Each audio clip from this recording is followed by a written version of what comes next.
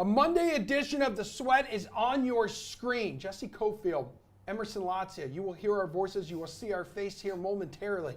But we have two series left in the NBA with a team down 3-0, with a team up 3-0.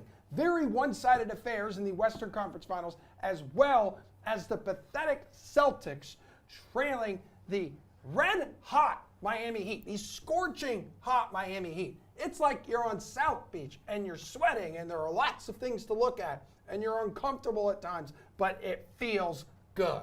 Okay, that was wow. Okay, so we're definitely going to talk about basketball here. Jeff Pratt is in the building, as you can see, sitting to my left. So, Jeff!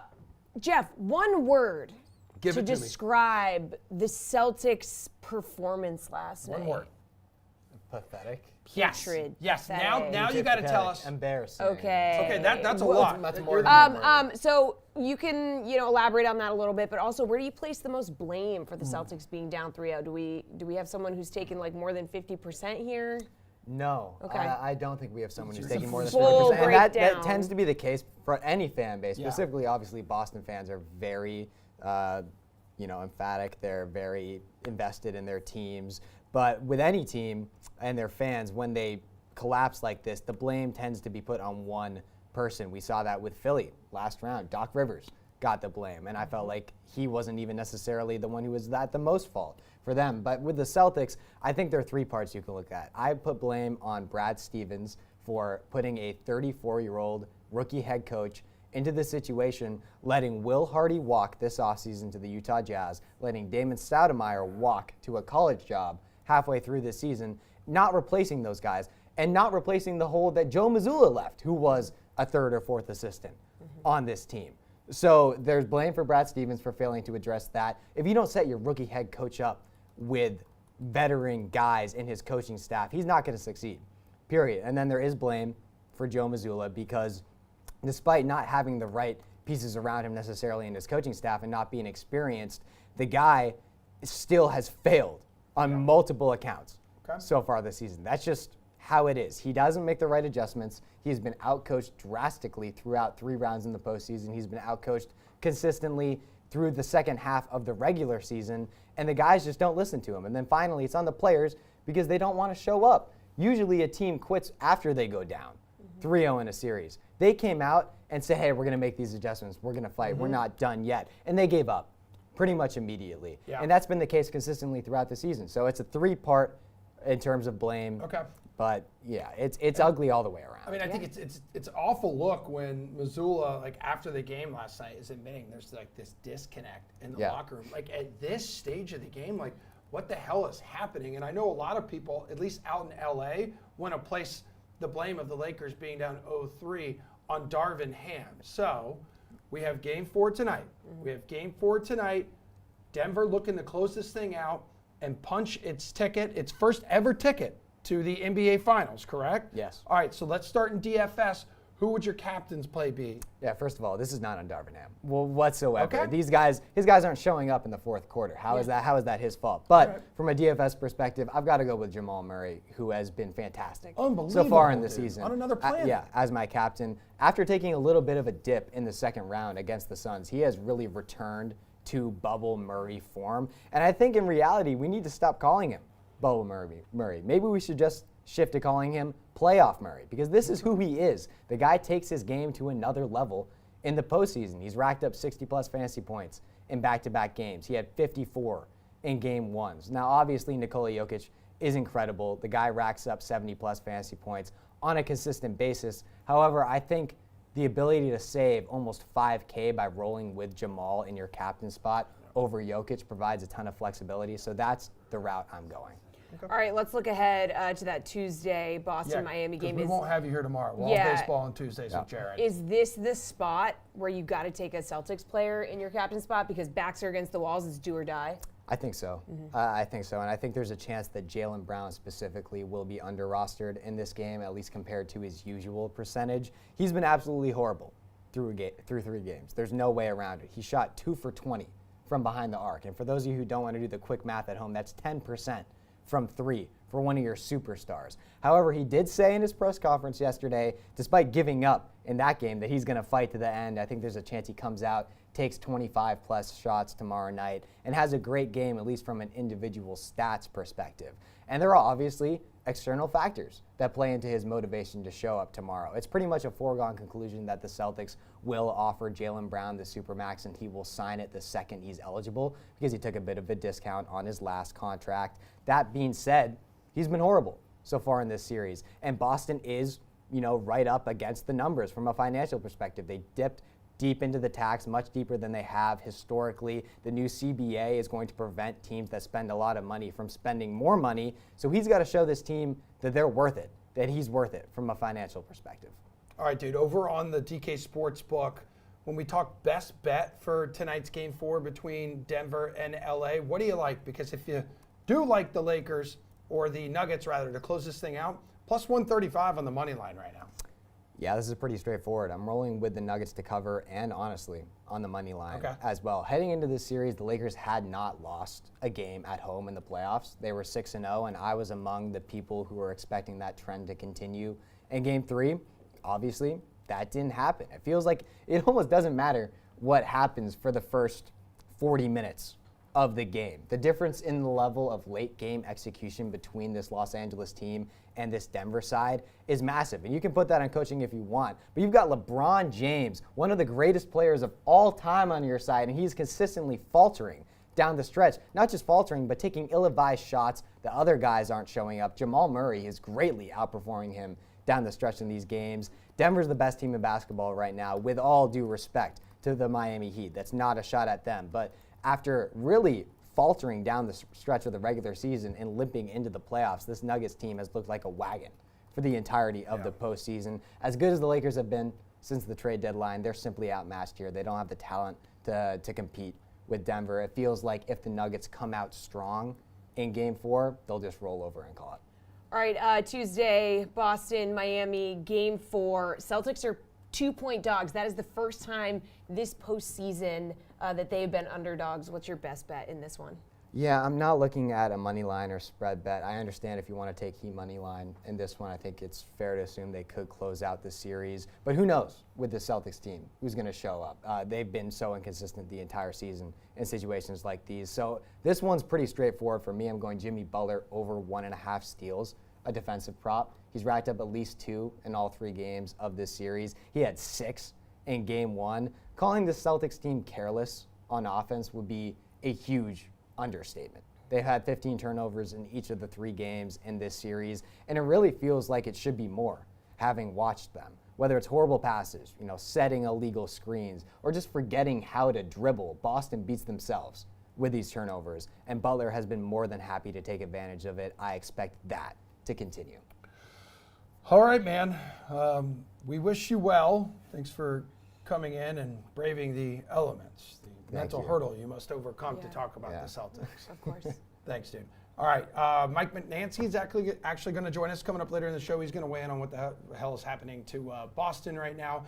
But coming up next, we are going to dive into the NHL because every freaking game that we've seen in the Eastern Conference Finals and the Western Conference Final have gone to overtime. Woo. Three-headed monsters are going to talk about it next.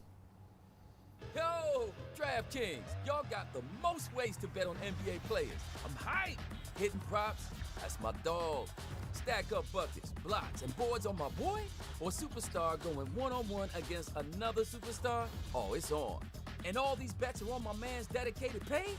Now you spoiling me, DraftKings. Download the DraftKings Sportsbook app and bet $5 to win $150 in bonus bets on your team to win. Action's so good, why bet anywhere else? That's my move. He used my move.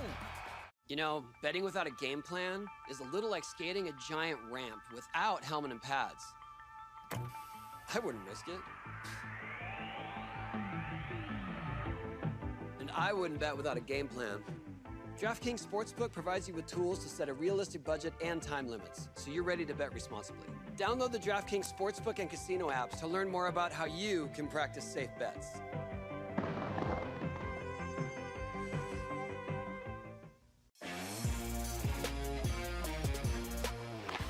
This season, DraftKings Sportsbook is your place to bet on the greatest sport on ice. There's so many ways to get closer to the game. And with this latest offer, you can win big. Now that is deserving of some victory stick taps. Download the DraftKings Sportsbook app, sign up with the promo code, and take advantage of this great offer. And get in on the action with an official sports betting partner of the NHL.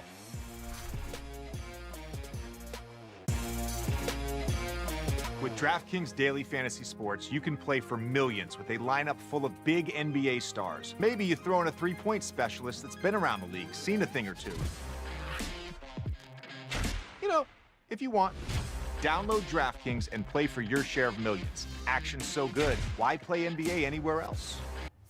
All right, taking a look at this weekend's Stanley Cup playoff results. In the West, Knights are up 2 games on the Stars after a thrilling OT victory last night. And in the East, Panthers also up by 2 games. So far, stunning the Hurricanes. And every damn game has gone I know. to OT. Like, there's such one-sided series. It's so similar to what we're seeing in the NBA, In the NBA, right now. yeah. So let's bring in NHL.com's Anna Dua, RotoWire's Paul Bruno, and AJ Schultz. Guys, Game 3 between the Hurricanes and Panthers tonight. Anna, who do you want the captain spot for showdown contests here? I think there's only one right answer to this question, so I hope that everyone agrees with me, and that's Sergei Bobrovsky. This guy's just been playing lights out this entire postseason. He's been tremendous in the series against Carolina so far, really giving his team the opportunity to win those first 2 games, and he looks like Vezina winning Sergei Bobrovsky right now, so I got to go with him. All right, Paul, there's only one right answer, so I hope you answer right. Well, it's not fun for your show if we all agree, so I'm going to give another look, and I'm going to say Brent Burns is central to so much of what the Canes do in a game. Look at what he did in Game 1, even though it was a loss. He generated 8 shots on goal, also had an incredible 10 blocks. That alone gives him a good game score, a real good game score. He's so involved at both ends of the ice that this level of productivity is possible every night, in fact, and is enough to generate that great score that you need. And I expect that sort of effort tonight, and a point or two. With Carolina's backs against the wall, you're going to get his best. He'll need to play a ton and be a decisive factor if the Canes hope to get back into the series. I say he answers the bell tonight. All right, AJ, who's sitting in your captain spot?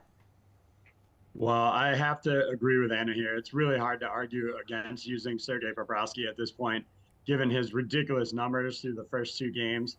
And the fact is, you know, he's cheaper than either Freddie Anderson or Antti Raanta, whoever they start tonight. And he's also cheaper than Matthew Tkachuk here. So I think you have to seriously consider it. If you want to go with another cheaper option, I would consider Alexander Barkov at 12-3. Like I said, comparatively cheaper, 2 goals and an assist in this series, not to mention 15 shots in his last 4 contests. But I would probably use Bobrovsky. But hey, if you want another cheaper option, look at Barkov. All right, Anna, which flavor calzone are you going to have to eat tonight if it goes to OT?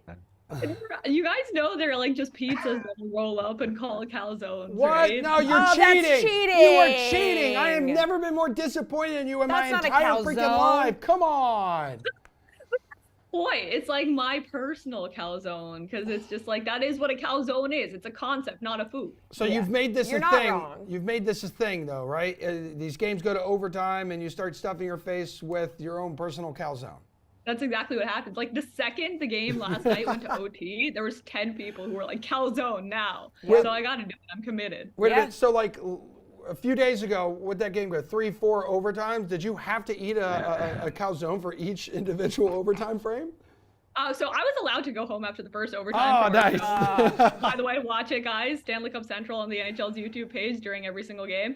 But I was allowed to go home after that first overtime. Then after that, I was told I had to stay for every single overtime. So maybe I will have to eat a calzone per overtime. That game, though, I tweeted out. There's a place in Raleigh, if any of y'all have ever been down there, called Cookout. It is like my favorite fast food place in the world. And I said when that game started that I would have a Cookout corn dog next time I was in Raleigh for every OT that game went to. And it was at 4. So Oh, my God.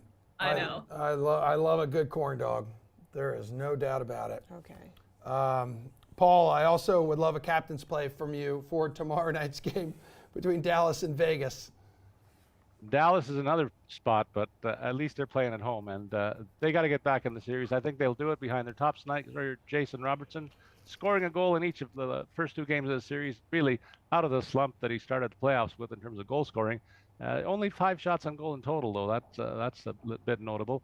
I say he gets loose for a lot more opportunities on that home ice and extends his streak to a 3rd game in this set.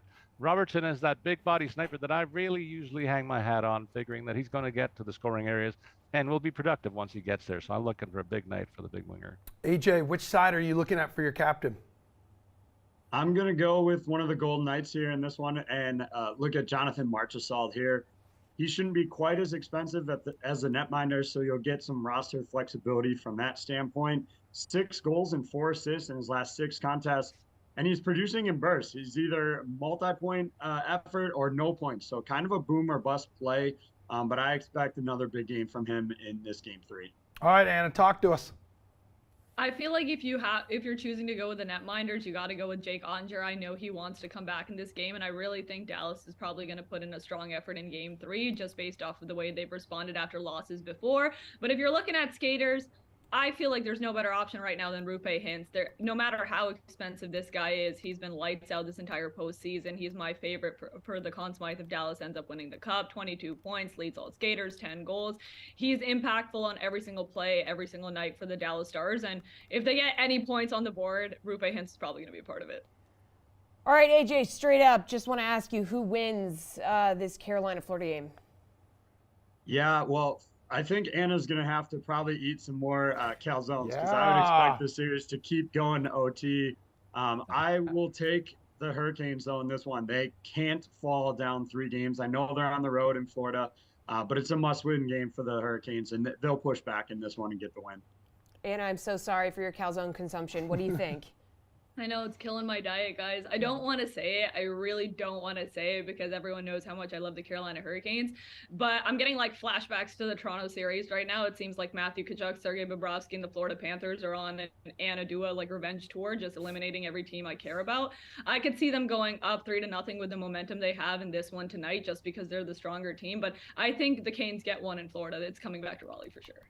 All right, Paul, what's your take? I'm going to be with Anna on this one. Carolina better win, let's put it that way. They've been dominating the series at long stretches in these games, and I think it's going to pay off eventually, just like they did many times in the regular season and earlier in these playoffs. They got to get past this Cinderella club at least once to get back in this series. Freddie Anderson's going to be back in the nets for them. I think that's a big part of the process. And another big question is, can they solve goalie Bob, who has continue to shine as in the postseason? Everybody knows that. I say they redouble their efforts to use their speed to get in his way and block the vision. That's the job, and it's job 1, and they better get it right. All right, Anna. In the West, the scene shifting to Dallas. You just said you expect the Stars to put up a strong effort, strong enough to win, though. I think so. They look like the stronger team for a large part of that game, too. Vegas just really sealed the deal towards the end of the third, and obviously coming into that momentum in OT, but the first Mark Stone goal was kind of a little bit of a fluky goal, so Vegas got a little bit lucky there with those opportunities. I think Dallas is a very strong team. I think this series goes to 7. I think Dallas definitely evens it out at home. All right, Paul, do you agree with that? Can the Stars, can they tie this series up by winning these 2 games on their home ice? I sure do. Look, they were narrow losses on the road. They got to feel good about that. Just like the other series, I can say that Dallas did dominate much of these games over the first 2 tilts, and I think coming home should change the karma just enough to put them in the driver's seat, at least for game 3. I look for them to parlay that home ice into better line matchups and tilt the ice in their favor to the next game. All right, AJ, does coming home get Dallas back in this series?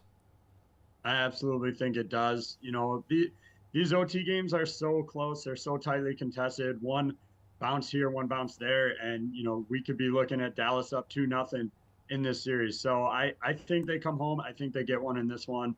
Both these series are bound for, I think, 6 or 7 games. I think we're going to see plenty more conference final hockey. Love it. All right, plenty more conference final hockey, plenty more opportunities to eat calzones. Thank you, team. Or just rolled up pizza, cheater. Okay, all right, Emerson, relax. All right, we're going to turn our attention to baseball coming up next.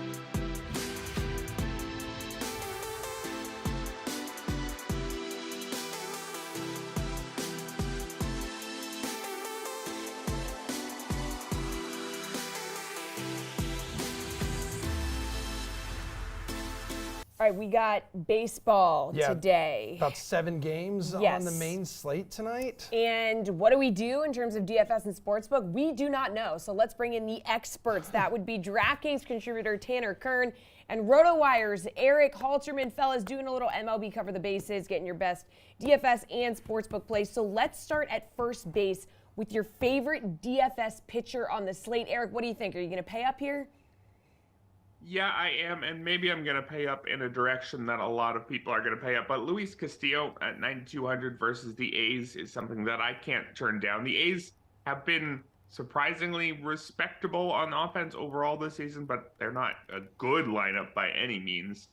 Castillo has hit a little bit of a bump in terms of his ERA in his last 3 starts, 6.35 ERA in those outings after 182 in his first 6, but 20 strikeouts against 3 walks.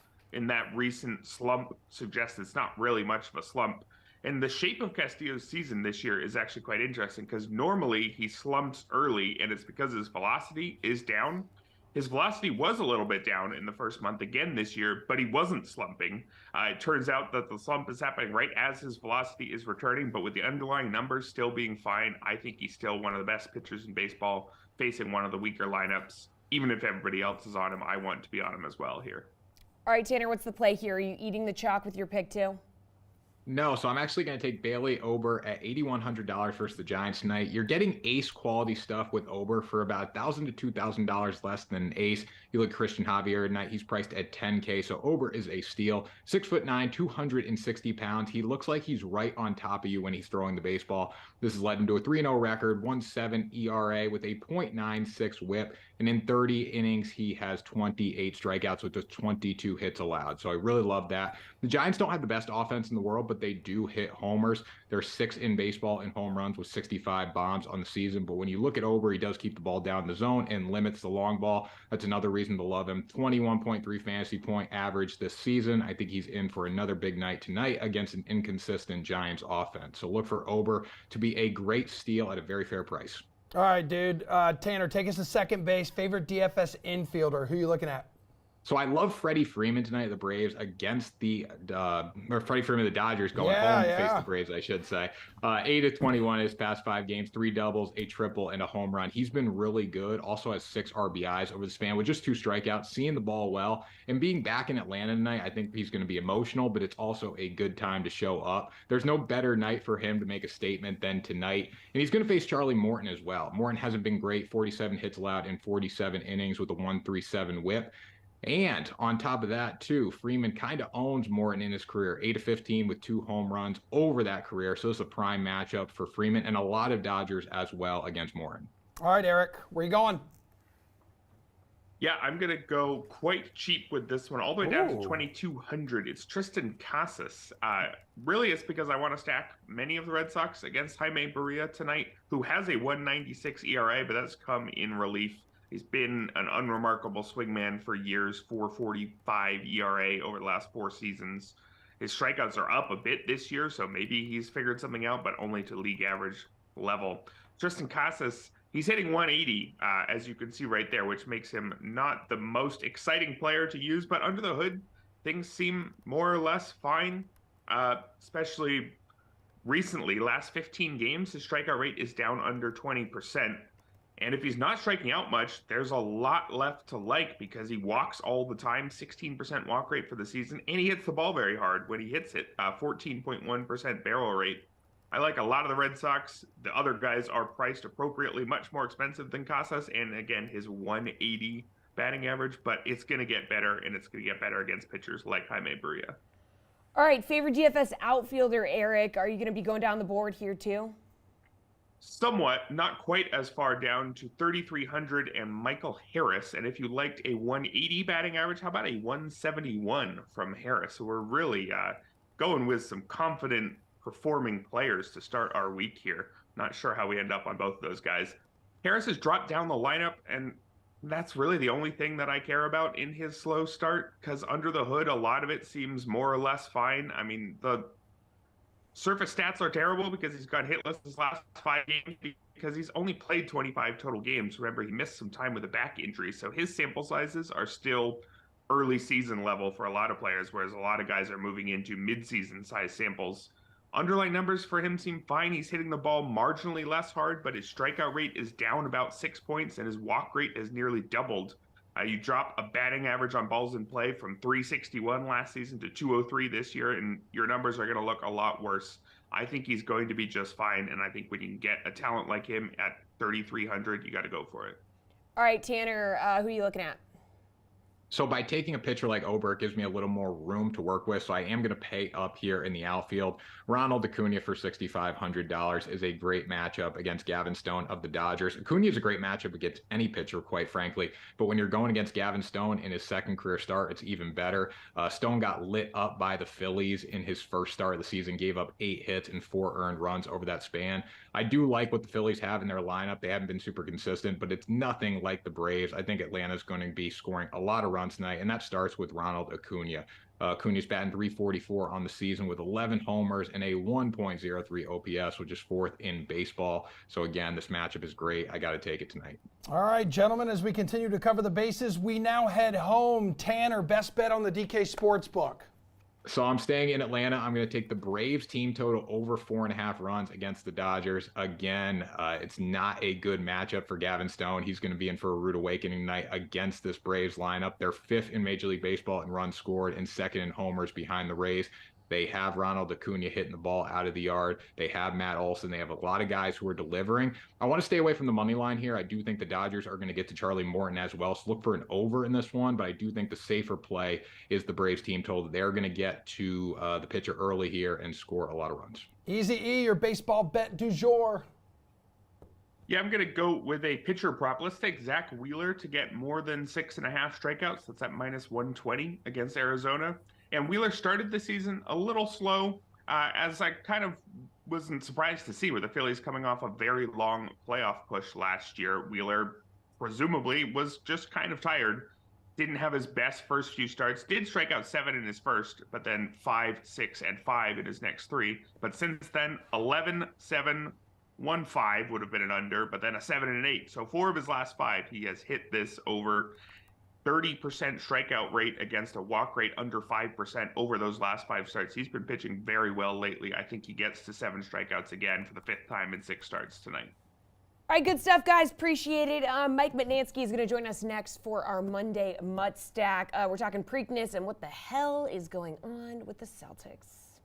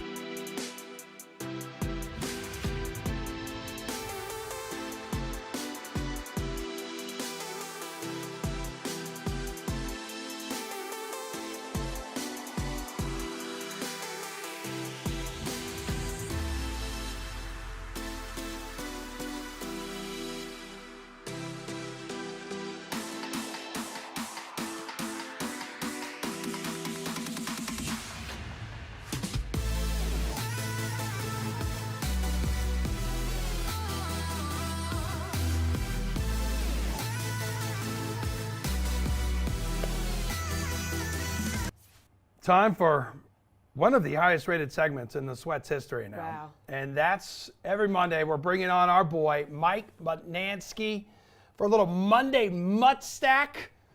How you doing today, dude? Better than the Celtics. Oh, my God. Can we talk more corn dogs than Celtics today? Holy mackerel. Absolutely. Yeah. We'll sit here. We can talk food. We can fill the last 25 minutes up in the show talking Well, about food. before we get to the Celtics, let's talk DK Horse here, okay? So Mage shows in the Preakness, but the Triple Crown hope is no more. National Treasure with the win, Blazing Sevens in second, relatively chalky trifecta, okay? We all liked Mage, but as they mentioned, you know, if the pace is slow, which it was in like a slower field, it just didn't break right for the Derby winner. So thoughts overall on the Preakness and how it shook out? Yeah, I think you had it nailed there, Jesse. Pretty chalky. With only 7 horses, you're not going to get big prices. And I thought going into the race, I liked First Mission, who got scratched the day before the race. So I wrote at mutstack.com. There were 2 potential winners of the Preakness, the Derby winner Mage and National Treasure. And National Treasure won it because of the pace. He went to the front, blinkers on for Bob Baffert and John Velasquez, and they went slow. In the Derby, they went very fast. In the Preakness, they went the half mile in 49 seconds, 3/4 in 1:13. That is glacially slow. Pace makes the race. And so National Treasure had first run on Blazing Sevens, ran a pretty good race to run second. Mage really never involved. You want to nitpick a little bit, Jesse.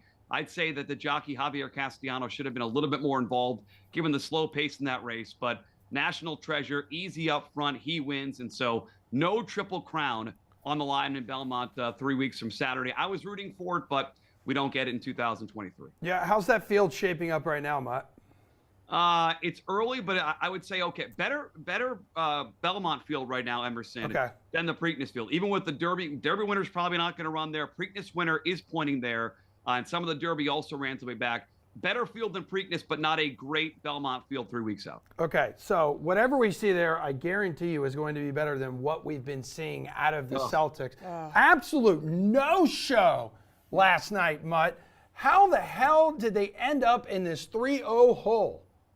The no-show is a great way of putting it. They got here for a couple reasons. First and foremost, their coach was not ready for the moment. I know he wanted to pretend that Joe Mazzulla was ready and then this great season, but there were signs all year, if you paid attention, push back on the media, decisions he couldn't defend in the postgame, almost an arrogance about him in the playoffs. They had a great turnaround earlier in the playoffs, and he said, like a mic drop after a postgame, like no questions about the changes there. Like it was pretty clear he wasn't ready for the moment. He's a big problem, the coach a big problem, but this team, I mean, a little adversity. They're so talented. This is what's frustrating. And Jeff talked about this to start your show.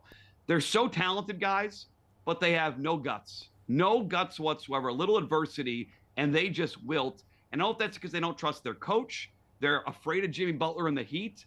But it's a terrible look to the point where after the game last night, the coach who has said it's all about offense all year said we lost our defensive identity. I thought it was an offensive team. Not a defensive team, so he can't keep it right. They absolute no-show. They're not going to win this series. And boy, did they let Celtics fans down with these last 2.5 games. Wow.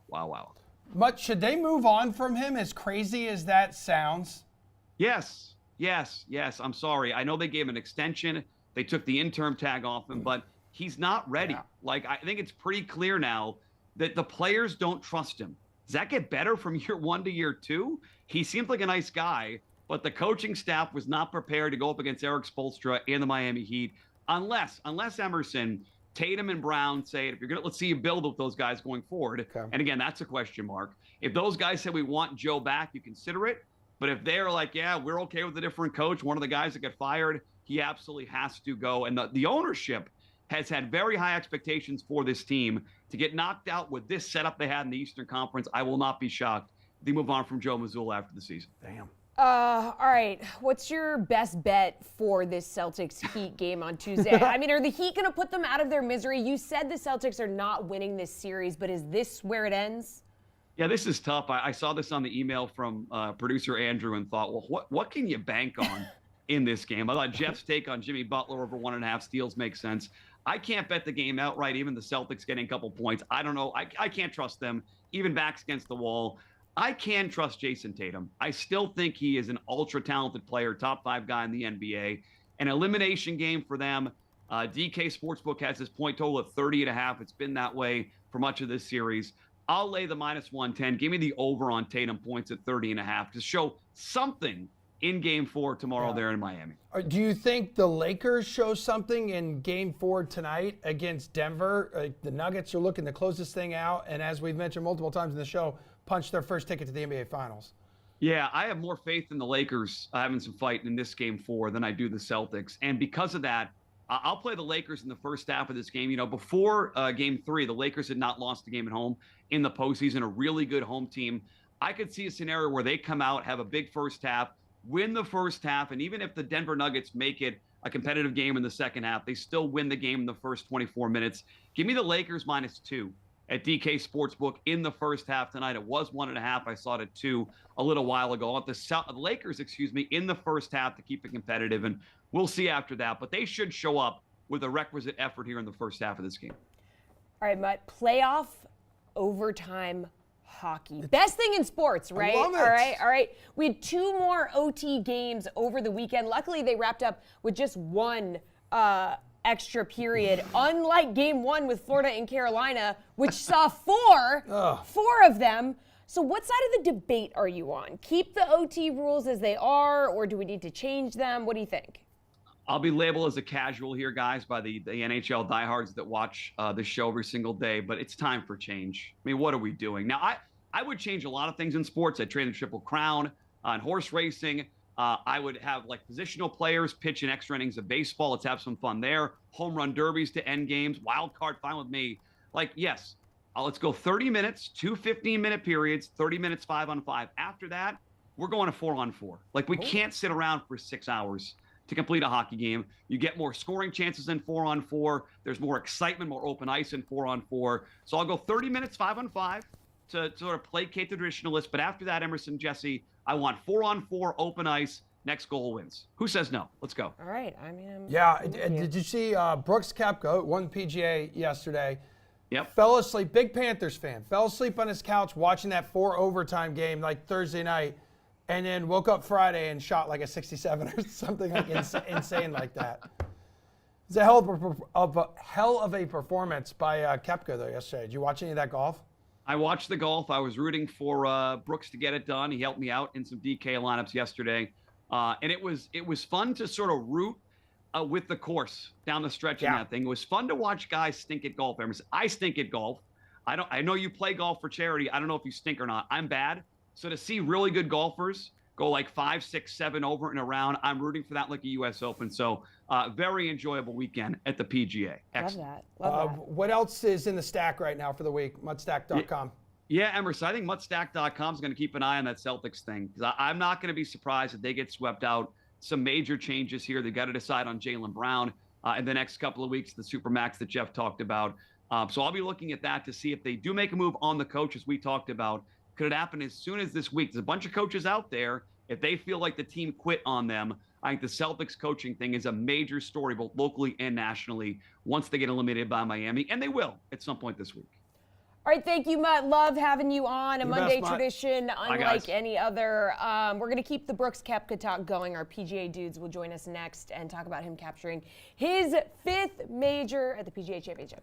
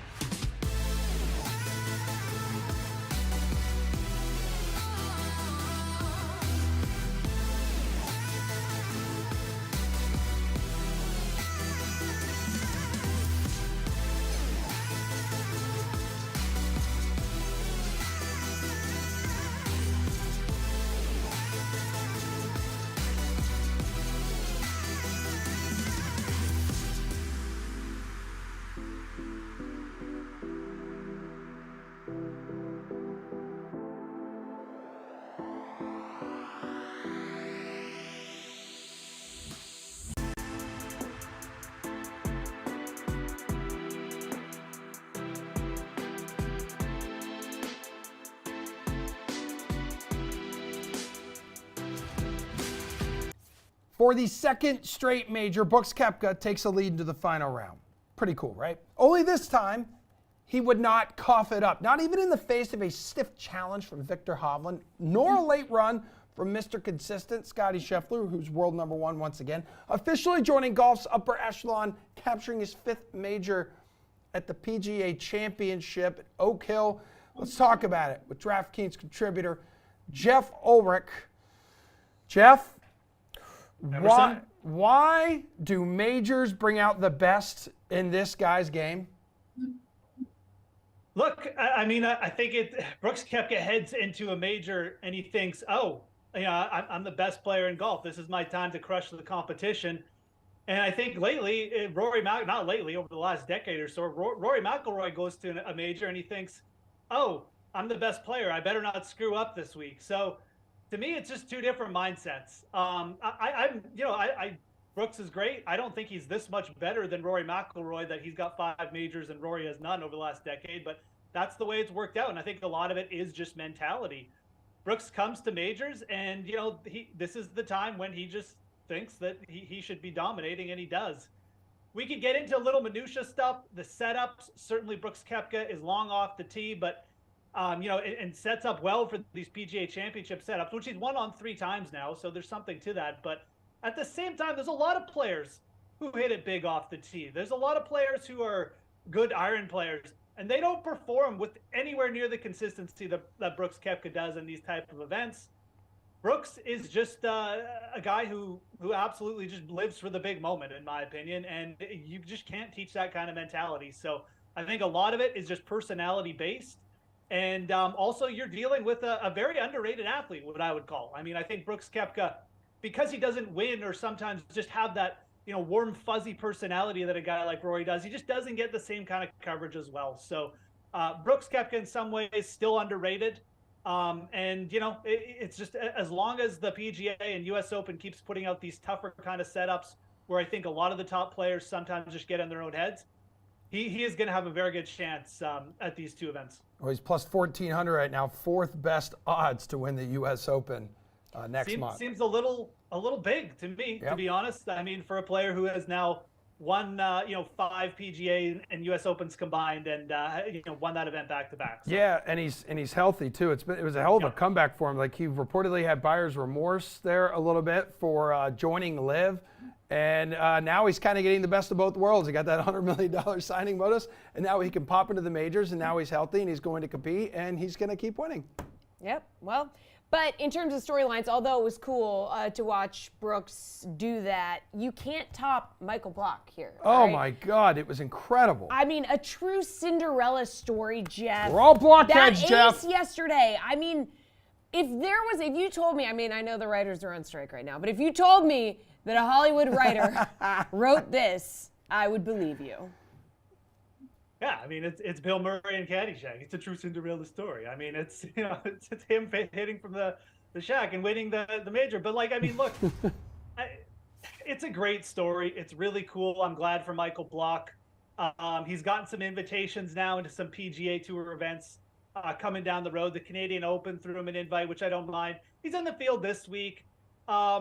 This is one of those things that, for major championships we'll remember for a bit. It's certainly the ace in the final round I'll remember. I mean, I was really shocked to see Michael Block struggling a little bit on Sunday, although he did keep it together better than some of the pros, admittedly. But to hit that ace coming home, I mean, what a great thing for him to wrap up the week. He deserved a top finish. I mean, he hung around for 3 rounds. You see some of the top players just mentally checking out so quickly. Michael Block just there grinding away. Deserved a big payout. He deserved to get a little bit of luck down the stretch. So great story. And in terms of other things we saw, I mean, there's a couple young players that I would really take note of what they did on Sunday. Cam Davis shooting 5 under, moving into the top 10. This is a very, very talented player. Australian, we've seen some really high pedigree Australian players, Adam Scott, Jason Day. Cam Davis could easily be the next in the line there. This guy can do it all. He's just got to get a little bit more consistent. And then Kurt Kitayama, I would really watch out for Kurt Kitayama at the U.S. Open. Again, another player who shot a round of the day on Sunday. He's from the West Coast. This guy is underrated. He's big off the tee. He can play the power game with the big boys. He's really improved around the green, and he's going to be kind of a hometown event for the U.S. Open. You can still get some futures on Kurt Kitayama, plus 8,000 or bigger. So a couple names there that I really enjoyed watching on Sunday. Yeah, and Kurt has already knocked off like a star-studded field there at the Arnold Yes. Palmer earlier this season, dude. Pressure-packed tournament for him. Let's pull up your betting card, Jeff. I know, like, let's do it. Okay, like we were all loving Tommy Fleetwood until that final round. So Xander then closes with a T18. Couple missed cuts round out your card this week. Which one crushed you the most here? First of all, this is a great graphic, by the Yeah, way. it really is. Yeah, honestly, the guy who crushed me the most, Jason Day unfortunately came in on Tuesday and was like, kind of had given up before the event started. So that one was, unfortunately you bet guys on Monday or even Sunday in a major, and you get information on Tuesday. You can't do anything about that. The one that crushed me was Joaquin Niemann. I mean, we saw a lot of live guys come and elevate their games, and Niemann had been playing well on live. He had 2 top 10s. He played really well at the Masters. He had just put in a top 20, career best finish. And for him to come in and just kind of not be able to find it, that was super disappointing. I really thought that was a good top 20 bet, a good number on Niemann, a guy who looked like he was about to elevate. He's a very talented player. He's only 24. So I do think that eventually we'll see Joaquin Niemann get in contention in some of these majors. But that was disappointing because we saw so many live guys play well. Reed played well. Obviously, Bryson was up there. Another guy we haven't talked about. Think about another player about to perhaps, you should be thinking about for the U.S. Open. And then Brooks, obviously. So Niemann was honestly the most crushing of all those. Fleetwood was close there on Monday or on Sunday. But I'm not too worried about Tommy Fleetwood, Emerson, because I think that Tommy Fleetwood's going to make it up to me this week. So. Oh, well, let's look ahead to this week then. Yeah, Jeff, nice to segue. The Charles Schwab Challenge. Burns and Scheffler, they did have the playoff here last year. So, Jeff, who do we think is finishing higher this week? Got to be Scheffler, right? I mean, this is the one thing that if you're betting other players down the board, you got to be wary of. I mean, Scotty Scheffler looked really good last week. Yeah. He had one bad round. He got a couple bad breaks in round 3. Otherwise, I mean, he was the best player in the event. I mean, he really, really closed fast on Sunday. Obviously, he took a little bit of time off after the Masters and maybe just didn't quite get into form, but he certainly looked in form heading down the stretch on the PGA. Yeah, I got to lean Scheffler here. Burns is a very high-end player. He can bring that putter at any event, and I certainly like the setup for him, but you never know what you're going to get with Sam Burns, and he's been very up and down so far in 2023. Scheffler is by far and away the pick here, and a player who, again, like I said, I mean, you may need a little bit of luck down the stretch. You may need that putter for Scotty to go cold just for your guy to have a chance this week. So yeah, the number is short on Scheffler for betting, but like it is still in consideration, to be honest. Like that's how good Scotty Scheffler looked last week at times, and also just how weak the top of this field is, because outside of maybe Hovland, like we got question marks around pretty much every other top player in this field. Hey, Colin Sherwin? Is that Colin Sherwin's music? No, he can't hear us. Can't He's hear not us here yet. Never mind. And I shook my head no, Emerson, and you said it anyway. I looked at him. I saw him pop up on the screen. So Oh, I was confused. I'm easily confused. That's just who I am. I was born this way. Jeff, so Fleetwood and Rose, couple guys, good results over the weekend. You are obviously taking Tommy Fleetwood to have the better finish. Yeah, but where do they finish, these two? Oh, where do they finish? Yeah. Oh, well, I mean, now let's get more specific then. I That mean, is look, PGA Tour pin placement. I like Justin Rose. I don't think that Justin Rose is a bad pick, but at the same time, what we've seen from a little bit of computer action there. But what we've seen from Justin Rose is, like good play for the most part, obviously peaking for the majors. I do wonder a little bit if, like he's already got a win on the season and it was a long grind. Don't forget that Justin Rose was really in the mix last week, and that concerns me a little bit. Players getting in the mix at the majors. We saw it with Hovland at the RBC. He just didn't have the juice to kind of finish it off there. And I wonder if that's the same kind of deal with Rose. Fleetwood has played really well over the last couple months. He is gaining strokes pretty much everywhere right now. The approach game is really climbing up. He's 6th in strokes gained approach over the last 24 rounds now. The putter has also been better. He was only T18 last week. He had a couple bad breaks in the first couple rounds where he hit a drive into the water, just kind of ran in and double bogey. It just kind of took him out of contention. But I think for this week, that's going to benefit him. Tommy Fleetwood's my pick to win this event, so we're just going to go Whoa! straight to we're just going to roll the dice Whoa! right off the bat. Fleetwood's going to finish first. I don't know. Justin Rose is going to finish 25th. Who cares? Because Fleetwood's going to win. That's all we're going to care about next week when we're doing this segment. We're talking his first PGA Tour victory here and on American soil. You're calling it. This is it. Mark the Call tape. my shot, pal. This is it. This is ride or die. This is do or die time for Tommy Fleetwood. He's probably getting dropped off my betting cards in the future if we don't get it done. I mean, I'm not going to be that. Yeah. Strict, I'm anticipating a big week. I really am. He has looked good. He played good at the Valspar, a very comparable course. We saw Burns win at the Valspar. We saw him win here. I think it's just a spot where Fleetwood has been really progressing well. He's played well. Okay, he played well last week. Like I said, just a couple bad breaks, and I think he's coming in not having been in contention. I think that's going to be a big bonus for him. All right, I'm having PTSD of like the years of you riding Louis Oosthuizen in every Okay, Colin, super quick. Who's your pick? Welcome to to the show. Thanks for being we're here. just bringing you in so hot to get your pick for the Charles Schwab. Let's go. Nope. No. You're muted.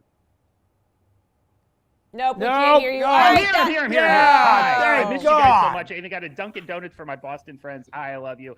I'm picking Ricky Not Fowler. mad, but I'm going could be. way off the board. What? Because why? Because why not? All the pressure that he was building up to try because he finally got into a major, was playing well. I'm telling you, this guy, he had a bad week. Can't worry about it. He's going to be in Texas. Colonials, of course, he's played well. Ricky Fowler is going to come out of nowhere and shock the world, and we're going to get another great golf story just like we did this week at the PGA Championship. Interesting. You both go with guys sitting at plus 2,800 outright right now on the DK Sportsbook. We've marked the tape with your hot takes. Colin, Fellas, thank you so much for joining us to share that information. Okay, yep. All right, that is the show, though. We will be back tomorrow at 5 p.m. Eastern on DKN channel 1168, Samsung TV Plus, and DraftKingsNetwork.com for our Tuesday takeover with Jared Carabas. We'll see you then.